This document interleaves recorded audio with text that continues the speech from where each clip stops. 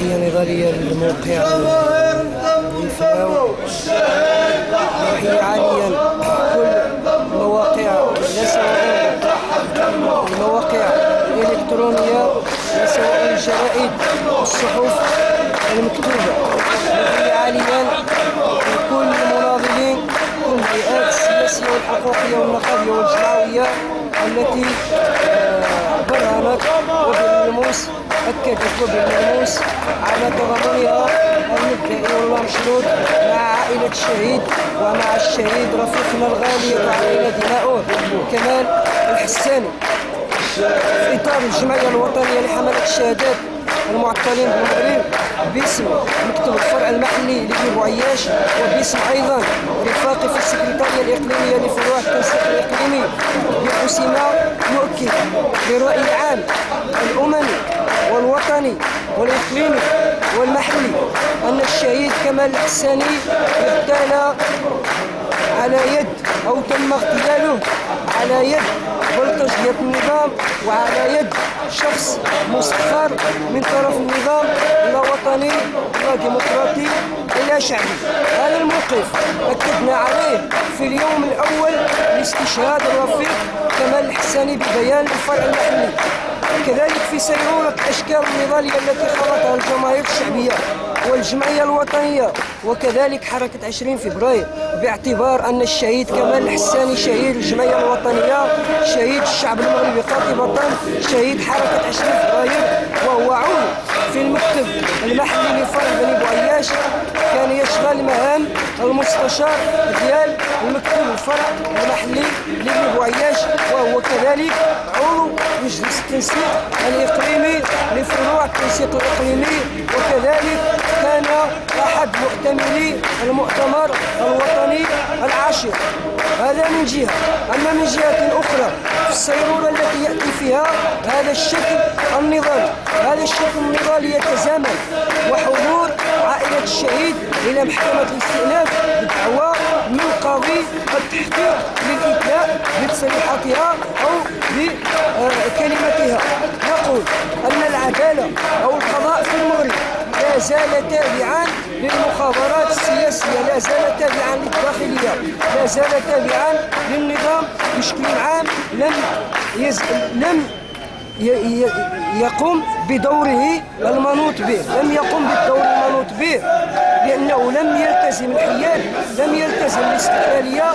وهذا ما تأكد لنا وبالملموس كجمعية وطنية وكفروع التنسيق الإقليمي الحسيمة وكفرع محلي وكرفاق الشهيد كمال الحساني.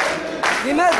لأن البلاغ الذي أطلع به الوكيل العام للملك بين قوسين يؤكد في هذا البلاغ أن هذا المغتال أو هذا الشخص المسخر باغتيال ولتفعيل الجريمة الشنيعة في حق الرفيق كمال الحساني شهيد الجمعية الوطنية و20 فبراير الشعب المغربي أنه منخرط في الجمعية الوطنية. نقول لهؤلاء أن الجمعية الوطنية إطار مهيكل له شروطه في الانخراط، عنده الشروط باش أيا كان يجي ينخرط. أولا وقبل كل شيء مستوى دراسي معين حتى يتوفر هذا الشرط. هناك شرط آخر هو التدقيق، هل هذا الشخص له بطاقة للجمعية الوطنية؟ هناك أرشيف للجمعية الوطنية، هناك لائحة لجنة تقنية، هناك المداخلات، هناك تسجيل الحضور في كل أشكال الجمعية الوطنية. هذا إن يؤكد شيء، وهذا قلناه في البيان الاستنكاري أو بيان الحقيقة الذي أصدره الفرع المحلي وكذلك البيان الذي أصدرته سكرتارية التنسيق الإقليمي بالحسيمة ردا على البلاغ الذي يحاول تضليل الرأي العام، لكن من موقعنا نقول أنه انقلب السحر على الساحر،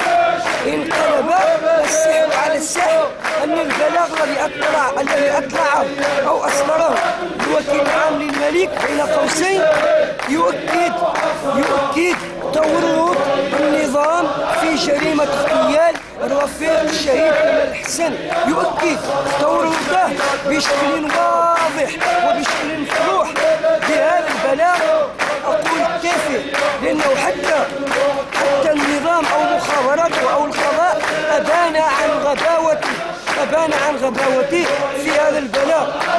لا يقبله المنطق ولا يقبله العقل أنه لمئات من المعطلين والرفيق كمال الحساني كذلك لا يعرفون هذا الشخص.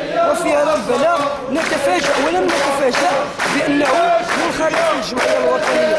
نقول لهؤلاء أنهم ما دام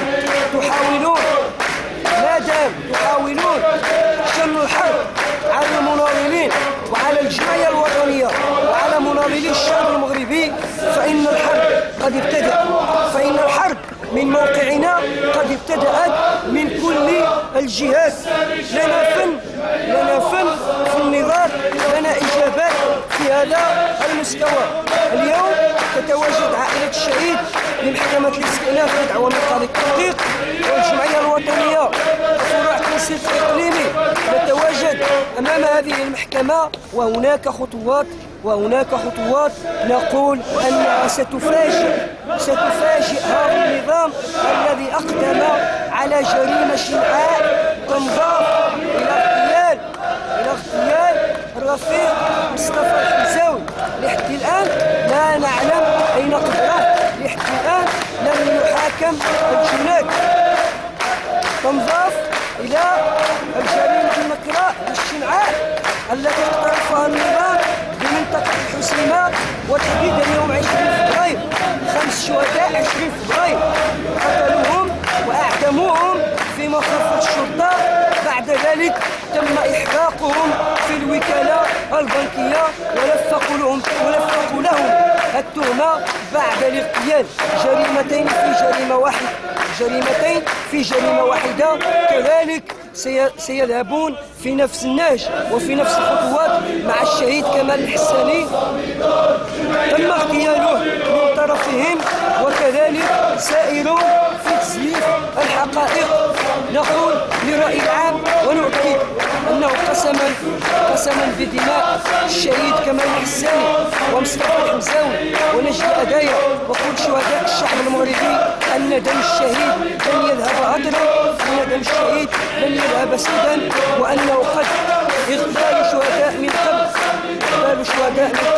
اغتالوا شهداء الاتحاد الوطني لطلبة المغرب، اغتالوا شهداء الحركة التلاميذية، اغتالوا شهداء الجمعية الوطنية، اغتالوا شهداء 20 فبراير، اغتالوا شهداء الحركة الجماهيرية المناضلة إبان أيام السبعينات، ولا زالوا سائرون في نفس النهج. فلا مصالحة، فلا عهد جديد، فلا ديمقراطية، فلا حق، فلا قانون، فلا حكمة جيدة، بل الحقيقة تبقى حقيقة الدم، الحقيقة تبقى حقيقة الدم الذي أسالوه منا والذي أسالوه من رفيقنا.